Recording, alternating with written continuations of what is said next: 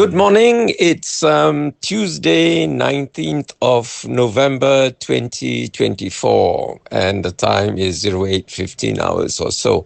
I'm about to dash off for my meditation class, and then I'm going for my Ayurveda treatment, which is made possible by your kind and generous donations. So, as a bonus this morning, I just want to give you some information about how I reverse my central serous chorioretinopathy. It's quite a mouthful, so let me unpack it. I've also made a video about it, so I'll put the link in the slide so that if you want to know more in detail, you can watch that video with the AI voice talking rather than me. Okay, central serous chorioretinopathy. Let me break it down for you. Central means the center of the retina, which is the macula. What do you call it? Serous means to do with serum. Serum is basically a water-based fluid. Okay, and choreo refers to the choroid layer of the retina in the center of the eye where the macula is. Okay, and retino is to do with retina, and pathy means something gone wrong, some pathology.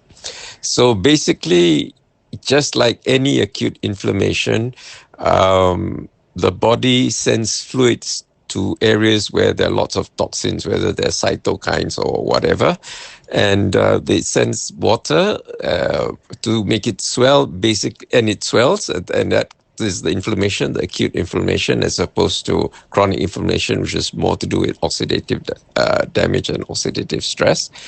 And basically it's to dilute the toxin so that it's less harmful than if it's concentrated. Now, what I suspect is the toxins that accumulate in the choroid are fat soluble rather than water soluble, because the body is very efficient at getting rid of water soluble toxins. Too much sodium will come out in your sweat, in your urine, in your tears, whatever. And if it's fat soluble, it's harder. It's first stored in the adipose tissue of your body, and then from there slowly it goes through the lymph system, tries to get rid of it. But it's not very efficient way. It's not very efficient at doing its work. Okay, so how I got rid of my serum in the choroid layer of my macula, which is the optical center of the retina, is through two ways. If you read the literature, it says idiopathic. Now, idiopathic, you have to understand, it means they don't know the cause. Okay, it's not that there is no known cause. Everything has a cause. There's cause and effects, there are incidents and precedents. Everything is a result of something. Maybe I ate something wrong or whatever. So they accumulate. For example, in age-related macular degeneration, there is accumulation of drusen. What are drusen made of? They're made of lipofusin. So lipo denotes it's fat. So again, it's a fat-soluble toxin. And glycoproteins. Glyco is the old word relates to glucose, but it's the old name for glucose, which is glycerol. So glycoproteins means sugar and proteins combined. So it produces the drusen. So in the same way, the serum, nobody quite knows what it's made of, because you can't take a sample, to take it out of someone's retina. It's like very delicate area of the body, of the eye. So they're just guessing some kind of water kind of fluid serum. Okay, so I suspect it's fat soluble, because if it were water soluble, the body can get rid of it quite easily. So what happens is all fat soluble toxins get stored in the surrounding adipose tissue. So in the eyes, it's in the orbit of the eyes, not so much on the lower side. on your cheeks as well, but more on your eyebrows, your forehead area.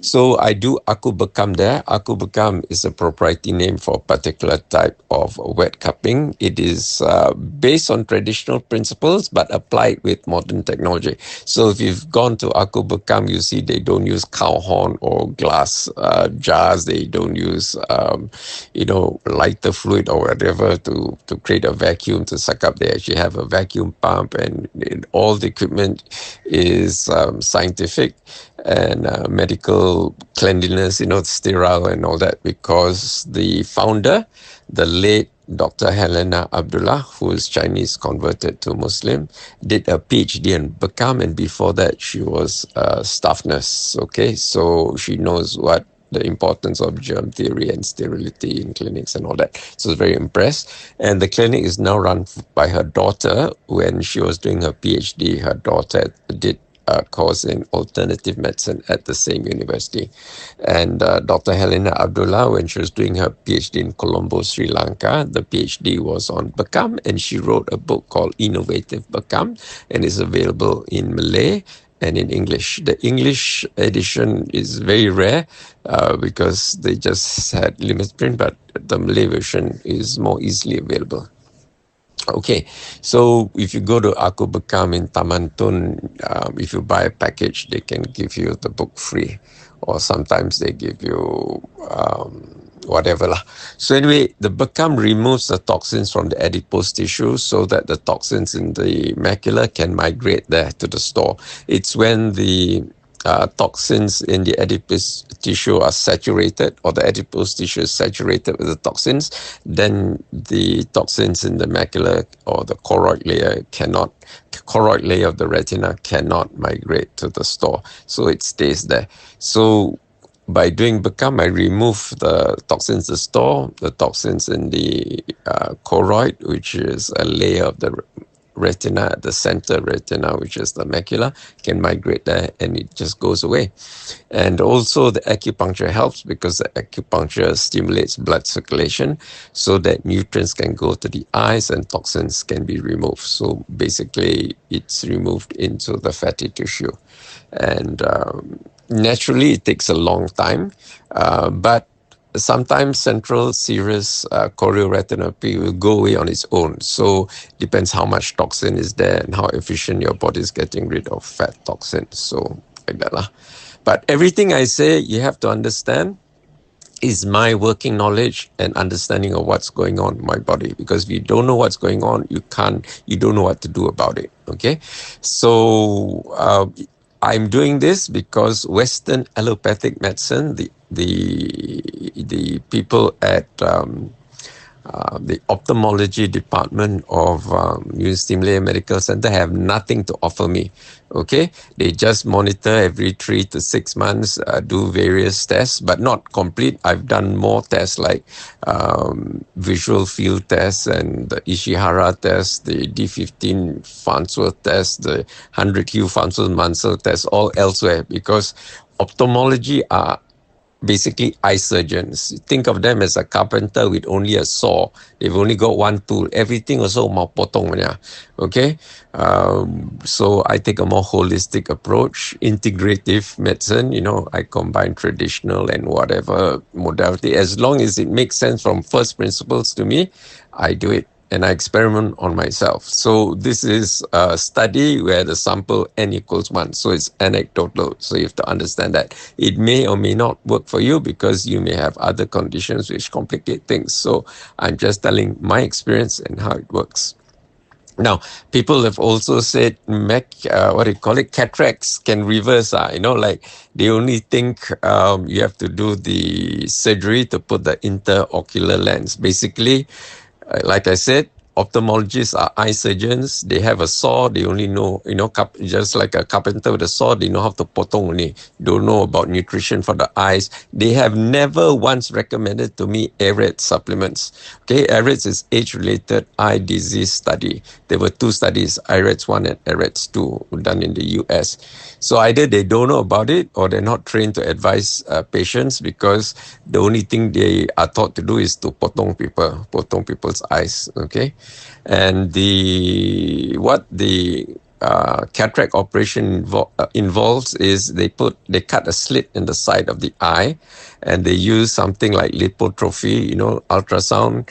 But before that, they use a laser to cut the lens into four, and then they use ultrasound to break it up to small pieces. Then they vacuum it out. Of course, they use nice words, like suction it out, but actually it's bloody vacuum lah. Like vacuum cleaner suck out all that. And then they put a plastic lens inside. Now, that to me doesn't make sense. It's because you have to understand what causes cataracts. Cataracts are caused by the oxidation of the proteins in the lens of the eye. So if you reverse the oxidation, the cloudiness clears up, the lens is clear, and you can see again. So to cut out your lens and put a plastic lens inside. They used to put glass, but now it's some biocompatible plastic. Doesn't make sense to me. The analogy is if you have some kurap, some skin issue on your leg, of course you can amputate your leg and put a bionic leg and you can walk. That's fine. But why do that? You just put some cream, get rid of the kurap, and then you're fine. So in the same way, you put some antioxidants to reverse the oxidation. And then there's also research done on a type of cholesterol called lanesterol. All the rols, all same family lah. Okay, cholesterol, lanesterol. So this lanesterol prevents the formation of the proteins in the first place. So there's nothing to be oxidized to turn. But it doesn't work immediately with the current proteins which are oxidized. It just prevents new proteins to be formed so that they won't be oxidized to form cataracts. The Ayurveda treatment, initially I thought it was some kind of antioxidants to reverse the, oxidation. But actually it's not antioxidants, it's some other phytochemicals which basically gets rid of these proteins that have already been oxidized, So in Siddha medicine, I have tried two different types of Siddha medicine eye drops. The first one didn't do anything for me. I tried 2 bottles, I think both altogether between 6 to 9 months. It stings a bit, but like nothing lah. I was hoping it would work, but my cataracts went up to 30% when I checked at Segi University. And when it clouds from 10% and below, which is like normal, can see normal vision, it's very gradual, so you don't know. So that's why you have to check regularly. Okay, sometimes once a year, sometimes every 6 months, sometimes 3 months. So now it's every 3 months because of that central serous thing. When I checked last Wednesday at my optometrist, we did an OCT, there were no signs of any serum in the choroid, so that's happy. But I want to double confirm when I see on Monday, the 25th of November at UMMC, whether there's serum in the choroid. So if both OCT say don't, then definitely confirm I've reversed it. So right now I've only one test done at the optometrist, which also have an OCT machine. They are not cheap. The one at Vision Space SS2 is a Topcon machine, and it costs about 700K. There are a few at UMC. The most expensive one is the Heidelberg, almost 2 million, 1.8 or something like that. And then they have other machines. Sometimes vendors loan the machines to the university, because they want to tender and sell to the university, but the university has to assess it first and all that. So sometimes they are loan machines. And then from machine to machine, there is what is known as calibration errors. Okay, so if the change is less than 5%, you can ignore it even on the same machine, because one day it might be calibrated something, and then like 6 months later they've recalibrated whatever, because there's also a lot of software involved in these machines, not just a hardware thing. There's a software thing, because it's like a MRI for the eye. Okay, there's a laser that scans it vertically, horizontally, and then through optical coherence, they work out a 3-dimensional image, and they find a cross-section image, even though they look at you straight. The technology is amazing. I have a friend who is, a professor of medical physics, all these diagnostic equipment to do it, radiology, MRI, scan, whatever. So, if I have any questions, I ask him and then he explains to me. Of course, it's dumbed down for dungus, laymen like me to understand, but at least I have a conceptual idea what's going on, but not the micro details. Okay, so yeah, if I want to learn something, I find out who's the world's expert in that matter. So in Malaysia, he's retired now, but I've known him, since the 80s, since before I met my wife. He was my neighbor, actually. So what do you call it? If you have friends who are experts, pick their brains, They're quite happy to share their knowledge with people. And if you're a good friend, they won't charge you money. You don't have to go and have a session in their clinic or whatever. Just ask casually. Okay, so that's the bonus material for today. I'm off to do more Ayurveda today at 3 o'clock after my meditation class at 9:30. I have a little break before. I have to get from Bangsa to Jalan Utara. So from Bangsa, I'll take LRT to Pasar Seni, change, get off at Filio Damansara, take the bus to outside UCM Specialist Center, walk to the other side, another side road, so that I get the bus to go along just before Jalan Utara. Just before it turns left to Jalan Utara, there's one bus stop. There are 3 bus stops on that road. I can't remember the name of the road, but it's from UH to Jalan Utara. And then I get off there, cross at the pedestrian crossing, and then go for my Ayurveda treatment at 3. And then I'll come back and finish editing this video. Okay, see you next time. Bye.